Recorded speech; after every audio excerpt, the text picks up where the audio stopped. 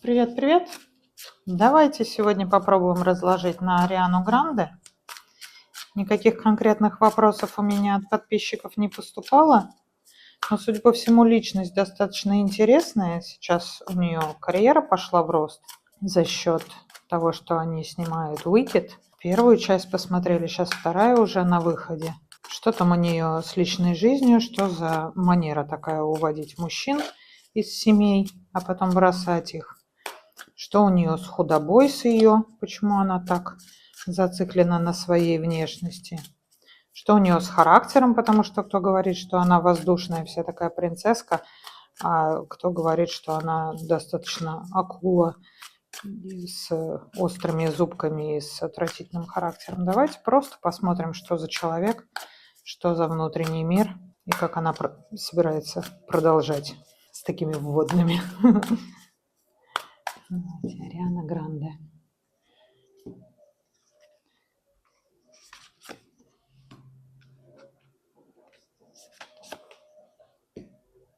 Ну, прямо сразу это очень амбициозно, я бы сказала. Я бы сказала, что у человека есть какое-то внутреннее представление о том, что он чуть ли не мир здесь вам перевернет.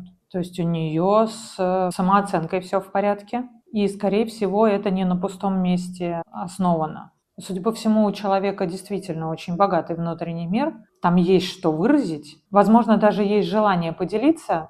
Говорю «возможно», потому что верховная жрица, она своей информацией не очень сильно любит делиться. Или она делится с каким-то избранным кругом. Но по смерти ощущение о том, что с твоим появлением что-то резко меняется, присутствует. И, скорее всего, знаете, это не то, что желание, а больше похоже на неизбежность. То есть у нее действительно такое самомнение. Я не говорю, что это именно произойдет так. Я говорю, что это внутреннее состояние человека.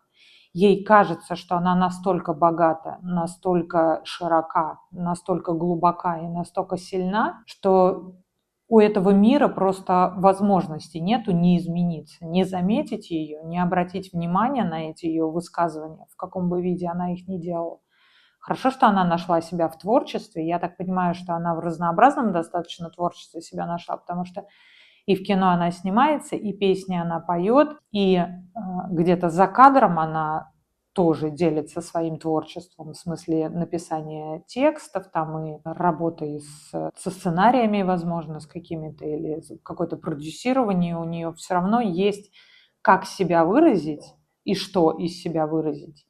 И как будто бы даже вот у нас у всех неизбежно была ситуация, что мы ее обязательно заметим, и она обязательно проявит себя. Какие положительные черты, сильные черты характера помогают ей? Ну, Терна решительная. Решительная. Во-первых, она достаточно логичная, осознанная. Это не эмоциональные всплески, характерные для обычных творческих людей. Это именно какой-то более-менее холодный расчет. Если у нее есть какая-то идея, если ей что пришло в голову, если она вдруг так решила, мы не знаем, почему решила, потому что захотела, потому что ножкой топнула, потому что так сложились обстоятельства, потому что ты попала в такую ситуацию, в которой никому, кроме тебя, нету возможности ничего решать. Вот ты что-то решила, потому что ты приняла на себя эту ответственность. И дальше она прям-таки идет к своей цели, и прям-таки ее на этом пути не остановишь, потому что такой вот royal vibe, что называется, в человеке присутствует. А я вот буду делать так, как я решила, потому что я так хочу, потому что я так считаю правильным, потому что у меня есть эта идея, и я сейчас ее здесь буду воплощать, и вы еще у меня увидите, что я была права, и что правильно я сделала, что настояла. А если вы этого сейчас не понимаете, ну, извините, ради вашего мнения останавливаться я не буду, а со временем вы поймете, что я была права и что я не зря этого делала. Что мешает и останавливает, ну или хотя бы задерживает.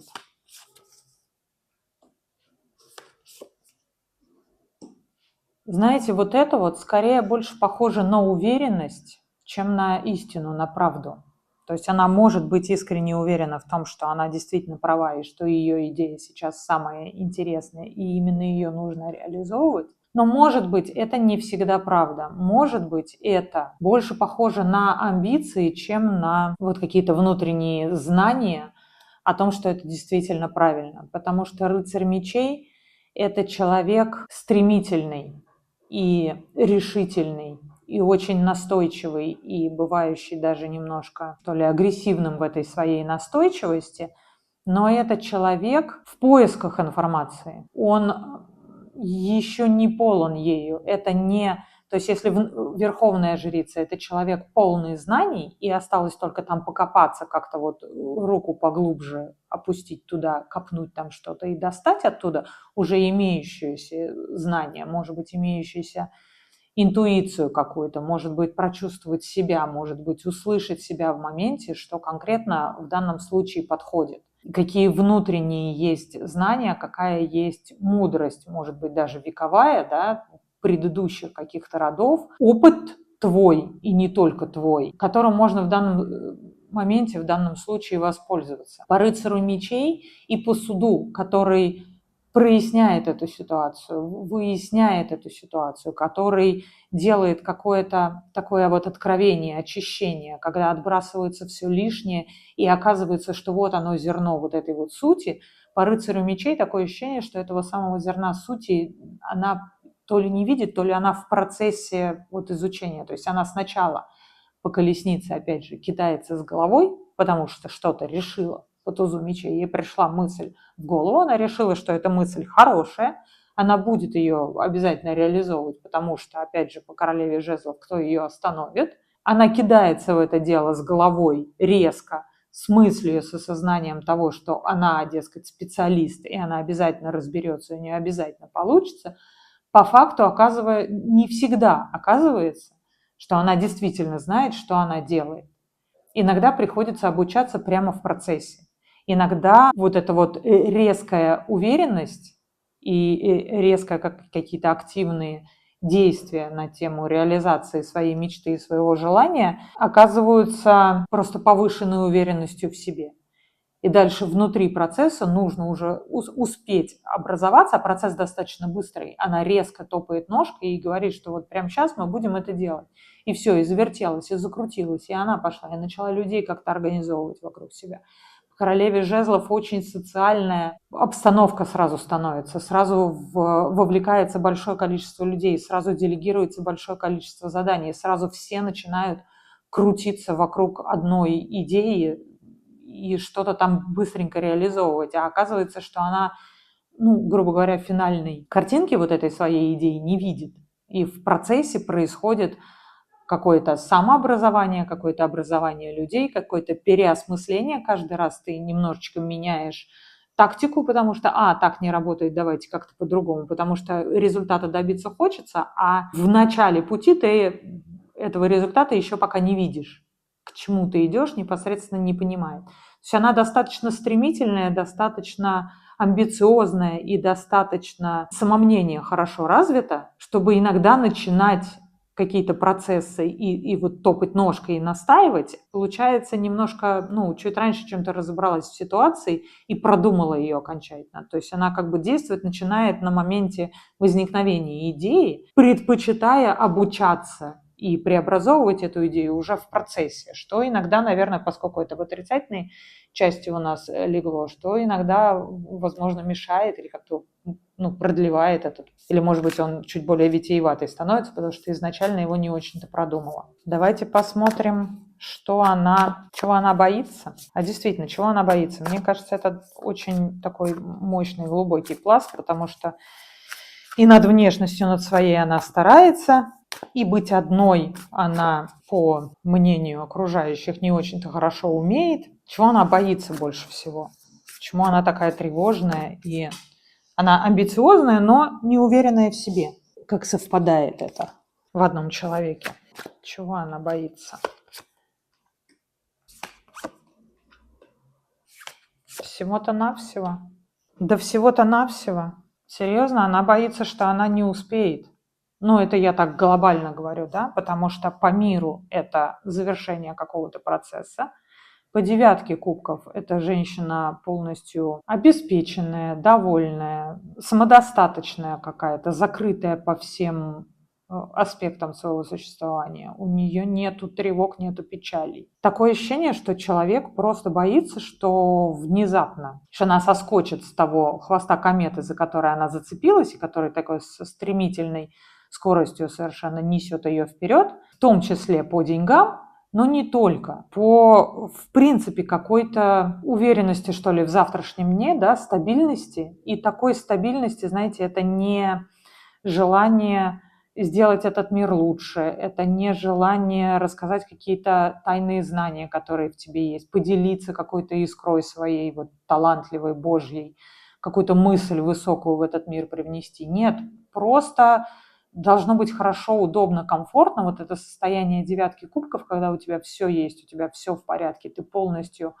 удовлетворена тем, что вокруг тебя происходит, и по самореализации, и по финансовой какой-то картинке, и по эмоциональной какой-то полноценности. Все должно быть хорошо, и страх в том, что это закончится, потому что по миру это переходит в какую-то новую стадию. Но это, наверное, страшно, когда ты же не знаешь, что будет в этой стадии. Сейчас она пока умеет то, что она умеет.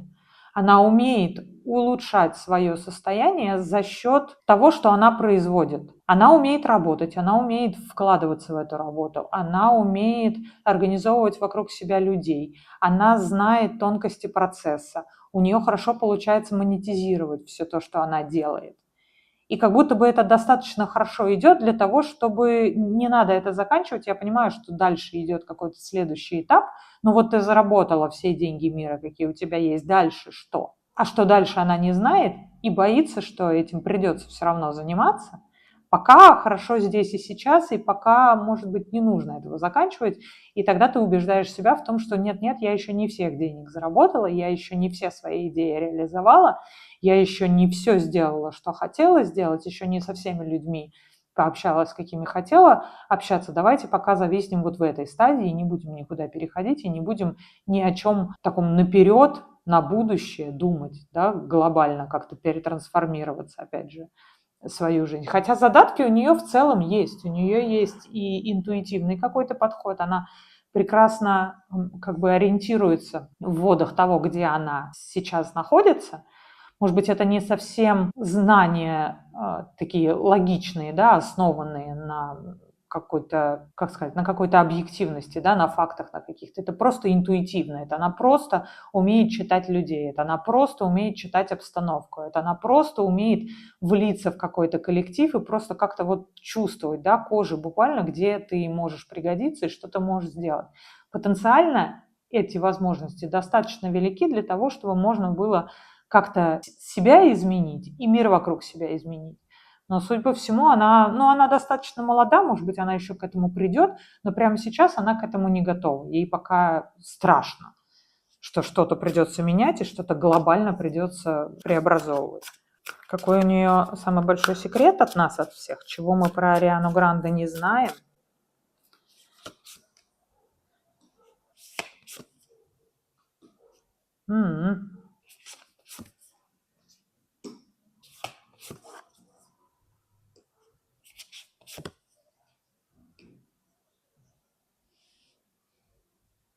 Как все равно не знаем мы то, что ей не очень нравится делать то, что она сейчас делает, и быть в том месте и в том состоянии, в котором она сейчас находится. Возможно, вот эти две стороны, они, ну, как сказать, не то что конфликтуют, а пересекаются. Потому что здесь я вижу большое напряжение от того, что происходит. Очень зависимое от этого состояния. Как будто бы слишком много на человека навалилось. Как будто бы набрала на себя много. И как будто бы она многим жертвует для того, чтобы оставаться в этой позиции. Как будто бы у нее много обязательств. Ну, что логично, да? То есть у нее, скорее всего, сейчас там под сотню каких-нибудь разных контрактов, по каждому из которых достаточно жесткие условия, и это ты должна, и тут ты должна. И дальше тебе хочется реализовываться, а реализовываться у тебя не очень получается, потому что то, что ты сейчас делаешь, есть какое-то внутреннее, что ли, опасение или тревога, или сомнения внутренние, что то, что ты делаешь, не очень-то тебе нравится, и что могло бы тебе понравиться что-то другое, и что в эту сторону тоже хотелось бы двигаться. но ты вроде как опасаешься немножко. По рыцарю жезлов человек... Рыцари люди инициативные и решительные, но вроде как смысл какой от этой инициативы, если ты не умеешь ее реализовывать, потому что у тебя недостаточно знаний в какой-то определенной области, да? Что по мечам, что по жезлам, что по кубкам ты недостаточно полон тем, чем ты можешь реализоваться. Желание двигаться есть, а что делать, ты еще пока не знаешь. И вот это вот такое ощущение неусидчивости какой-то, надо делать, надо двигаться, надо что-то суетиться, хотелось бы, чтобы нравилось. Где эмоции, где мне должно это все нравиться, как все равно этого нету, как все равно искру я эту не получаю. Вроде как надо что-то поменять, но поменять не могу, потому что это вот придавлено просто обязательствами, контрактами, какой-то жертвенностью, какой-то что-то постоянно с кем-то нужно договариваться, и постоянно нужно делать что-то через себя, через силу. Но и опасения на тему того, что все-таки придет когда-то момент, что это все нужно будет поменять, и как-то по-другому нужно будет делать, она, судя по всему, подходит к этой стадии уже. То есть она реализовалась практически по максимуму, да, процентов на 90 в том месте, в котором она сейчас находится. И вот эти последние 10%, они идут по инерции уже, вот на основе обязательств по контрактам, но уже какая-то вот жует тебя что-то изнутри, да, уже какой-то гвоздик там изнутри скребется, что что-то мне это не нравится, как-то это не так все происходит. Что-то, наверное, нужно менять, и хочу я, наверное, что-нибудь другого, а может быть еще, но как-то опасливо туда суваться, потому что здесь-то у тебя все в порядке, здесь ты четко знаешь, как правильно монетизировать, как правильно манипулировать, как правильно объединять вокруг себя людей, как правильно делать себе комфортные условия, как правильно выживать в этих комфортных условиях, как сделать так, чтобы тебе было максимально удобно, интересно, чтобы реализация происходило на том месте, в котором ты сейчас находишься, скребет где-то изнутри, что пора уже двигаться куда-то в другое место. Как будто бы здесь уже высосано все, что возможно. Но опять же, не все, что возможно, да, я говорю процентов 90, то есть у нее еще есть возможность там как-то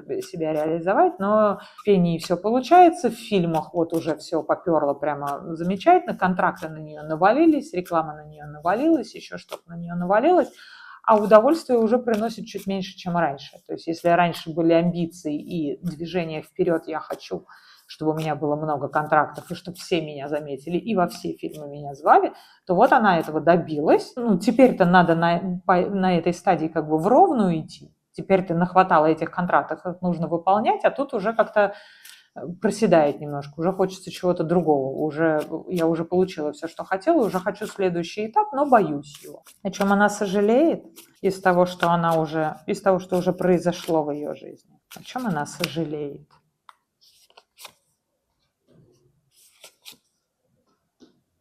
Ну, смотрите, что на самом деле могла бы раньше. Да. И король жезлов. Такое ощущение, что упустила какую-то возможность. Как все равно что-то предлагалось. Был какой-то король жезлов, который то ли позиционировал себя, то ли мог превратиться в ее жизнь в императора, предлагал ей, может быть, какие-то вот эти имперские замашки. В результате то ли она от него ушла, то ли уговорили ее. Шестерка мечей – это про договоренности, про опыт предыдущий, который ты тянешь за собой, про четкую уверенность в том, что ты собираешься делать, и про неизбежность этой ситуации. Приходится каким-то образом логически поразмыслить, то есть если ты прикладываешь туда голову, если ты соображаешь, что с тобой происходит, если ты пользуешься опытом предыдущих своих ситуаций, то неизбежно из одной ситуации переходишь в другую. Или возвращаешься в прошлое, потому что там что-то не доделал, или наоборот в будущее куда-то уходишь, закрывая за собой дверь, забывая вот об этой ситуации, но выходя из нее, да, то есть не забывая о ней как о несуществующей, а вынося опыт этой ситуации, закрываешь за собой двери, закрываешь за собой эту историю и переходишь в новый мир с новым опытом, заново все трансформируешь. Как будто бы такой король жезлов был, как будто бы он что-то предлагал. Но как будто бы сложилась так ситуация, что пришлось из нее уйти, как будто бы это было логически. Как будто бы, может быть, она даже не очень этого хотела, не хотела. Как будто бы она даже не хотела. Не хотела она, но логически получилось, как будто бы, знаете, может быть, выбирала что-то типа выбирала между карьерой и личной жизнью, например, абстрактно говорю, да, и выбрала карьеру логикой, потому что сейчас это важнее, потому что это на перспективу дольше работает, потому что в чувствах я вообще в целом не уверена, допустим. И вот она ушла из этой ситуации, и теперь она об этом жалеет, потому что у нее есть представление о том, что этот мужчина мог бы стать императором или был императором. Она его может идеализировать немножечко, да, предполагать, что, наверное, это один из самых упущенных моментов в моей жизни, потому что вот ежели бы я осталась, было бы гораздо более по-другому. Но не осталась, не поддалась чувствам, или, может быть, какому-то чувству в моменте поддалась. Это король кубков, он достаточно импульсивный, достаточно, как назвать, у короля жезлов, у короля, прошу прощения, кубков, представление о том, что все его эмоции уникальны и правильны, вовремя.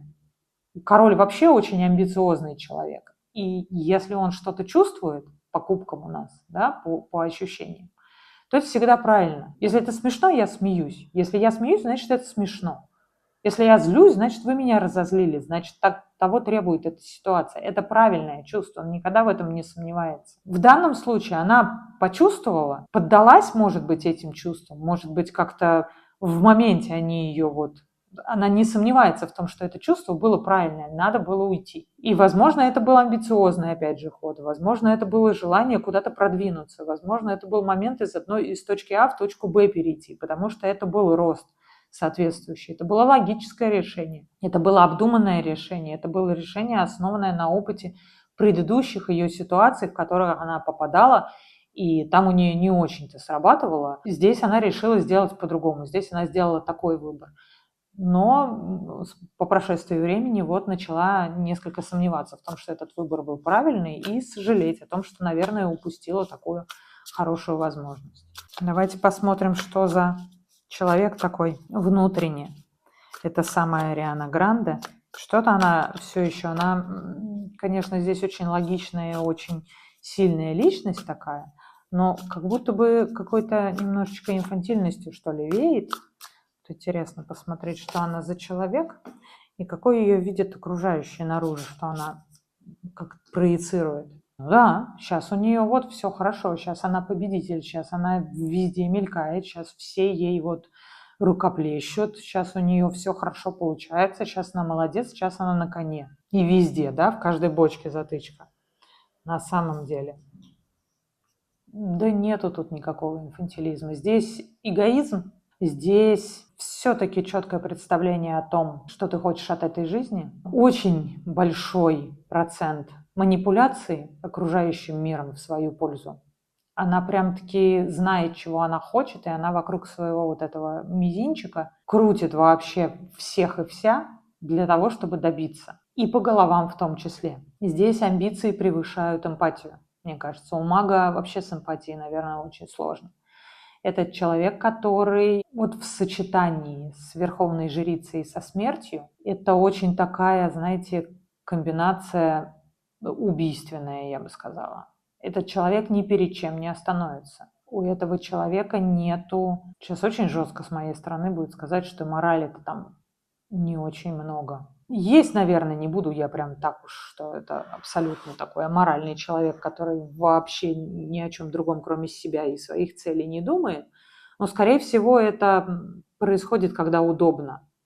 Вообще по магу человеку должно быть удобно. Она делает так, как бы ты крутишь обстановкой так, чтобы тебе удобнее было реализовывать свой план. Вот все-таки посмотрела я эту первую часть этого Wicked, там очень девушка на самом деле похожа на то, что я сейчас говорю, вот эта самая героиня Арианы Гранде, потому что она и доброй может быть, и участливой может быть, и другом хорошим хочет быть очень сильно. Но есть внутри какая-то идея, какой-то стержень, ты к чему-то идешь, и если на пути к этой цели встает необходимость поговорить с человеком, поддержать человека, как-то на его сторону встать. Не всегда это получается. Ты встаешь на сторону человека, проявляешь эмпатию, проявляешь какие-то моральные качества в тот момент, когда тебе это не мешает, когда это не в конфликт не вступает с тем, что ты для себя делаешь.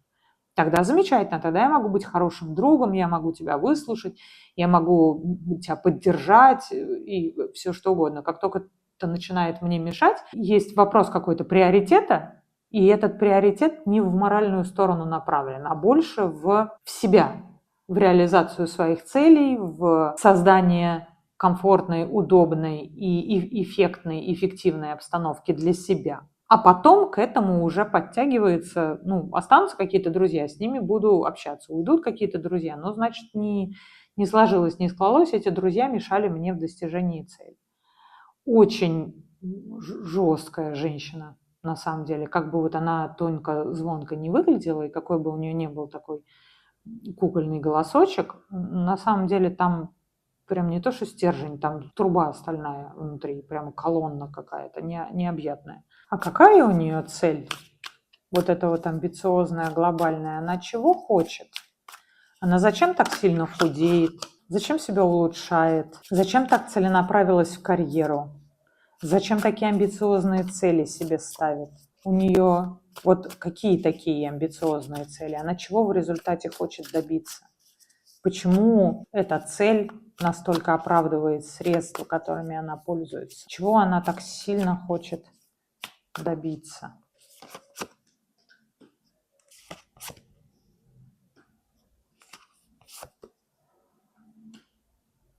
Так она боится просто. Как интересно, неужели это действительно маленький ребенок, который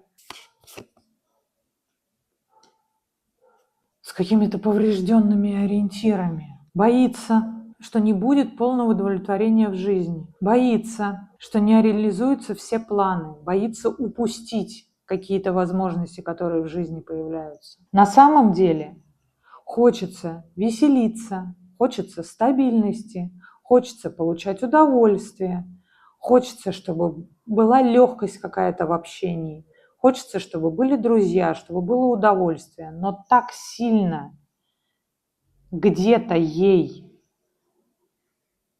родители, может быть, или какая-то ситуация вокруг, или как-то вот когда ты с детства в Голливуде и в этом шоу-бизнесе настолько там все цинично и настолько там все рушит твое радужное представление, особенно детское. Ей кто-то наговорил, наверное, кто-то ее очень сильно напугал, что этого всего не добьешься, если не быть жестким, стойким и вообще как будто бы не к этому надо стремиться, как будто бы хочется, да, чтобы тебе было приятно, легко, чтобы ты была любима, чтобы ты была красива, чтобы ты была спокойна, там, чего-то хотеть, чего-то достигать, какие-то планы строить и плавно к ним идти, и получать удовольствие от того, что ты достигла какой-то определенной стадии. Ура, наконец-то у меня получилось.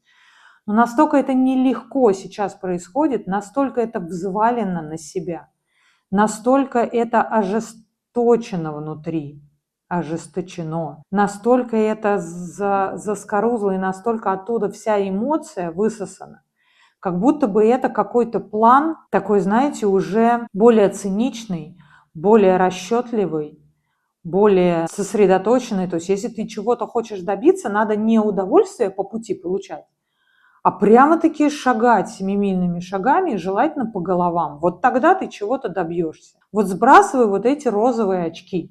Вот хватит уже мечтать. Вот это вот всеобщая любовь, и вот это вот вечная дружба, и вот это вот постоянная, значит, поддержка людей. И это все фантазии, это все мечты, и это все никак не связано с реальностью. Реальность, вот она, жесткая, целенаправленная, логичная, продуманная, с постоянными шагами только вперед, только вверх по этой лестнице, использование людей вокруг, манипуляция обстановкой, манипуляция людьми вокруг, какое-то преобразование в счет себя, на себя, на себя, на себя, тяни это одеяло. Человеку хочется стабильности, хочется спокойствия, хочется легкости и эмоций каких-то внутри, но очень страшно то ли проявлять, то ли что вот с этим набором не получится. А планы есть, соответственно, да, человек достаточно амбициозен по магу, по смерти. Остановиться тоже очень тяжело. Ее просто научили, что это делается более холодными способами и более железным кулаком и железным сапогом это все решается, чем эмоционально. Хотя внутри она достаточно настроена на это. Было бы легче, конечно, с друзьями это делать, чем со слугами, да, которыми нужно как-то повелевать и за которыми тоже нужен соответствующий контроль. Постоянное вот такое напряжение внутреннее. Хотелось бы расслабиться и больше получать удовольствие по пути. Не получается.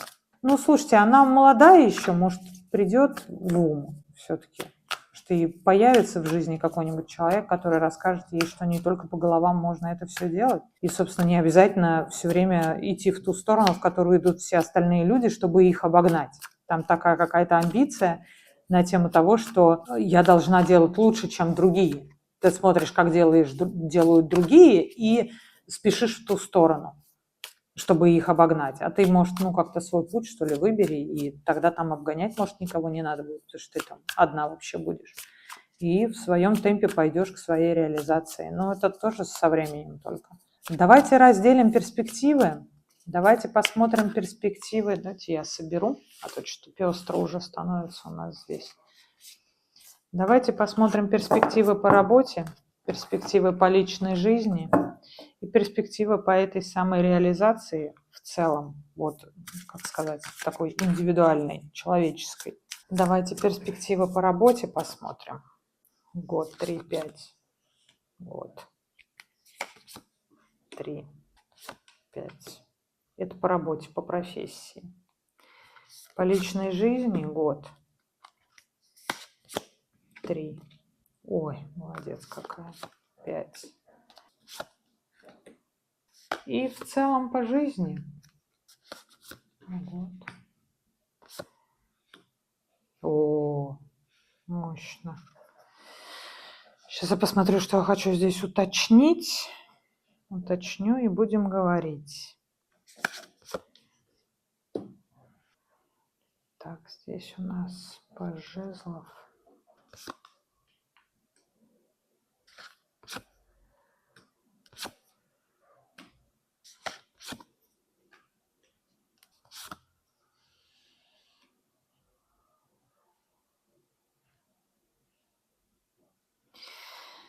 Так, давайте профессию. Как-то взаимосвязано все так получилось. Не знаю, с чего начать. Прям вот с профессии и личная жизнь туда же. Вот эти 5 лет, да? Год, 3, 5. Год и 3 у нас вот что-то в жизни происходит. И на этом 5-м году сходится вообще все. И в работе, и в личной жизни. И это, скорее всего, кризис внутреннего какого-то состояния, которое будет вот эффект такой вот, как эти круги по воде. Когда ты изнутри меняешься, и у тебя, соответственно, неизбежные изменения в обстановке вокруг происходят. И там уже и по работе, и по личной жизни. Предположу переосмысление какое-то, но может быть и нет, кстати. Ладно, давайте тогда с становления начнем. Сейчас пока в течение года, и вот все, что сейчас происходит, все у нее нормально, все ей дается, все у нее получается. Есть какие-то люди, которые, значит, это все организуют. С этими людьми просто с ее точки зрения, потому что все дается. Может быть, даже как все равно на блюдечке с голубой каемочкой. То есть все пока происходит, все пока складывается, и по работе все хорошо складывается, и все нравится, и есть какие-то возможности, и есть какие-то шансы постоянно даются. Настолько сосредоточен человек, вот здесь спросила уже, и по работе тоже, что в личной жизни какая-то борьба. То ли она не определилась, имеет ли смысл сейчас вкладывать свои силы в личную жизнь в целом, имеет ли смысл серьезно вкладывать туда свое внимание, потому что личная жизнь, конечно, есть, у нее там нет-нет, да и меняются бойфренды и всякие разные отношения, но насколько это серьезно, насколько она хочет в это углубиться, насколько она готова доверить этому человеку свои мечты и фантазии, на тему своего будущего и на тему стабильности какой-то в этом будущем, пока у нее внутри какие-то сомнения, пока есть необходимость с чем-то бороться, с собой бороться, с окружающей обстановкой бороться, возможно, с этими девушками бороться, потому что ей все время почему-то по какой-то завидному какому-то паттерну ей все время нужны чужие мужчины, она все время кого-то отбивает, никогда не берет свободного. Через 3 года вот здесь вот случается 9 мечей в личностном каком-то, не рост, не прогресс, но вот в личностном каком-то состоянии происходит 9 мечей. Что-то она сама себе накручивает. По 9 мечей это какие-то самострахи. Это не внешние какие-то, там вот у нас была 8 мечей до этого. Это какие-то внешние обстоятельства, которые тебя ограничивают, которые мешают тебе двигаться, которые наваливаются на тебя, и там дальше нужно как-то, успокоиться, да, отдохнуть немножко, переосмыслить, там, научиться эти 8 мечей по одному из себя вынимать, чтобы расчистить себе путь дальше, да, разобраться в ситуации, которая вот как-то внешне так сложилась вокруг тебя. По 9 мечей эта ситуация складывается из внутренних твоих страхов, опасений. Там и по работе какие-то простои.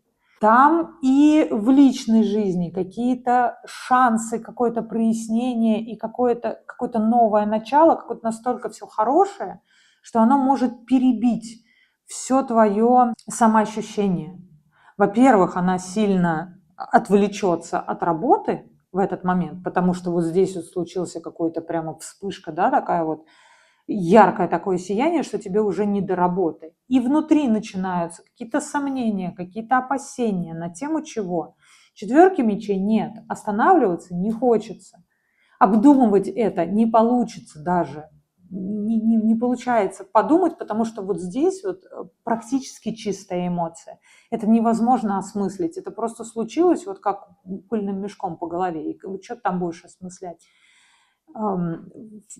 В работе, в общении с людьми, в организации того, что вокруг тебя происходит, как сделать так, чтобы это правильно работало, как сделать, чтобы альянс какой-то был, чтобы было какое-то сотрудничество, чтобы это сотрудничество было эффективное. Будет необходимость разобраться в своих чувствах, дополните, то есть вот здесь вот ее реально каким-то вот пыльным мешком эмоциональным появится какой-то человек, который даст такую вспышку, такой толчок, такой вот момент вот этот, вот, из которого начинаются все сомнения.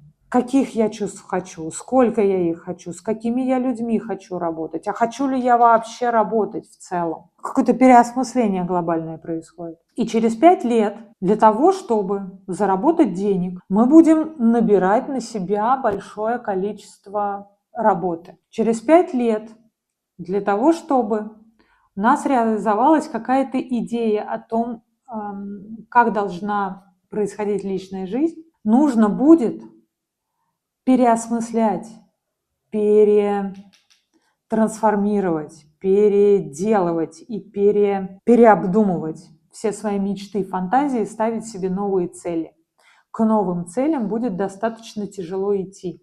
Паж жезлов – это человек необученный, не знающий, что нужно делать, которому обязательно нужен какой-нибудь ментор, который будет рассказывать. Посмотрим, останется ли этот человек или нет в ее жизни, или ей нужен будет кто-то другой, который будет ей рассказывать, как в этом новом состоянии заново делать, заново продолжать жить, или вроде как заново переосмыслять и пытаться изменить свою жизнь, и в этой новой жизни как быть. Потому что, вот помните, у меня здесь вот были опасения на тему того, что придется начинать новый какой-то виток. Очень не хочется, но ощущение такое, что надо будет начать этот виток, потому что он неизбежно на тебя свалится. Момент переосмысления, момент страшного суда вот здесь вот у меня лежал, когда ты вдруг осознаешь, что шаги эти все-таки придется делать. Я думаю, что этот момент случится вот здесь.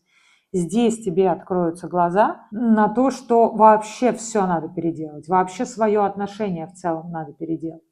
И начнется переосмысление своего отношения. Какое? Во-первых, в сторону себя. Во-первых, это даже сомнений не будет вызывать. Опять же, внутренний маг и внутренняя верховная жрица в человеке не дает ей возможности вообще в себе сомневаться никак. Она сомневается в чем угодно. Она сомневается в людях вокруг, она сомневается в правильности обстановки, она сомневается в удобности какого-то времени, она может быть где-то нерешительная, может быть где-то наоборот слишком стремительная, слишком импульсивная, но в себе человек не сомневается ни капельки ни в чем. Всегда нужно делать так, как ты хочешь. Всегда нужно делать так, как ты решил. Но и, как сформулировать, ну что ли, достижение целей твоих будет очень сильно зависеть от пути, каким ты будешь достигать эти цели. И здесь важно определиться, в какую сторону направлен этот дьявол. Это очень такой тоже, знаете, ключевой момент в том смысле, что произойдет ли этот виток по миру, или мы по кругу пойдем заново, не сделав никакие выводы, не сделав шаг вверх, а по тому же самому кругу опять заново пойдем. Если она не осознает, если она не прочувствует, если у нее не случится вспышки понимания того, как преобразовать обстановку вокруг себя и ощущение свое к этому, и свои какие-то, ну не знаю, что ли, преобразовать свое сознание. Понять, что да, я буду делать так, как я хочу, я буду достигать своих собственных целей, да, я буду, ну, как сказать, продолжать двигаться вот в своем индивидуальном направлении, но другим способом, не так, как раньше. Потому что раньше это была чистая манипуляция, потому что раньше это было чистое зарабатывание денег, потому что это было чистое натягивание одеяла на себя. Я по девятке вот здесь вот пентаклей делала все для того, чтобы мне было хорошо, мне было комфортно, я за своими целями какими-то шла. Здесь, если не произойдет осознание того, как преобразуется это все, насколько ты можешь взаимодействовать с другими людьми, насколько тебя не устраивает то, как это происходит сейчас, насколько это эмоционально не реализуется в данном виде, и какие конкретно шаги вверх нужно сделать, чтобы новый виток начать, а не просто по старому кругу на старых дрожжах крутиться. Вот от этого будет очень сильно зависеть, произойдет ли непосредственно эта вот трансформация и изменится ли что-то. И к этому кризису она подойдет вот 3-5 лет. Сейчас она еще на старых дрожжах будет вот двигаться на известности, на старых связях, на старых возможностях. Старые способы будут работать. Все еще можно делать ангельский вид, детское личико, детский голосочек, топнуть ножкой.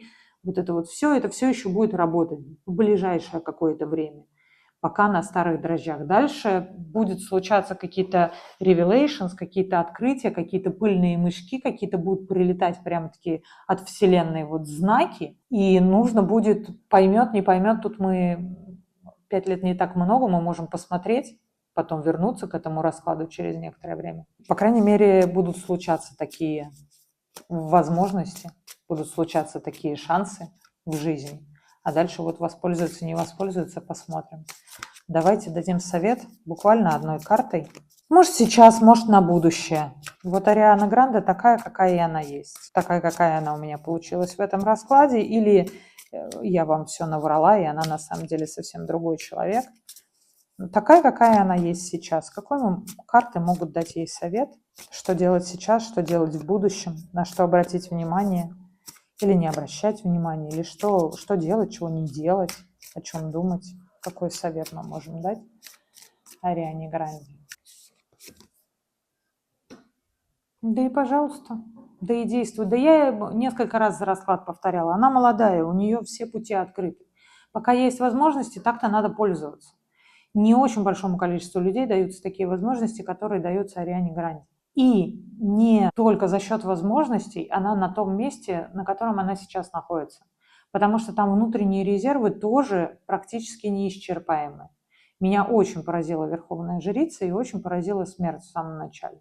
Этот человек не просто так. Она выбилась не потому, что у нее есть какой-то император, который за нее платит. И она выбилась не потому, что у нее стальной, совершенно бесчувственный характер, и она по головам других людей идет в сторону достижения своих целей.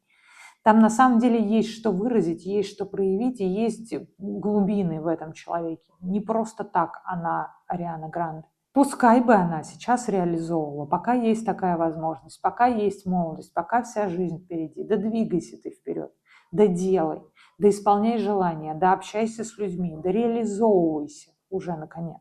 Вот лети вперед в сторону своих мечт, фантазий и целей, а там по ходу по пути делай какую-то внутреннюю трансформацию. Опять же, неизбежно, что по смерти, что по звезде, что по дьяволу. Никуда она от этого не денется. Это не что-то, что, знаете, как камень на дороге, который можно обойти, если ты его заранее заприметил, и вот не споткнуться об него.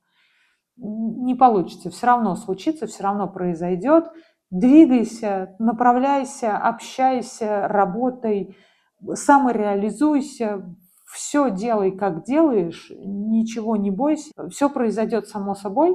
Нужно только обращать внимание на эти сигналы от Вселенной, осмыслять, да, делать какую-то работу, ну или не делать никакую работу тогда, ну, ходи по этому кругу, да, она не в самой плохой ситуации сейчас находится, у нее и по профессии все в порядке, и по деньгам у нее все в порядке, и по вниманию окружающих у нее все в порядке, и молодые люди у нее как перчатки туда-сюда меняются. Все в жизни у человека так, как она хотела, и так, как она делает. Она на самом деле делает, она не то чтобы плывет тут по течению, как-то подстраивается под обстоятельства. Она очень решительная, очень активная, очень такая железобетонная женщина, которая прям-таки добивается того, чего хочет. Хоти и делай. Хочешь ходить по кругу, ходи по кругу. Хочешь какого-то роста личностного. Такие возможности в жизни будут случаться, будут появляться. Не пропустишь, не упустишь, не будет такого, что не заметила случайно и упустила какую-то возможность. Пожалуйста, хочешь работать над собой – работай. Все пути открыты.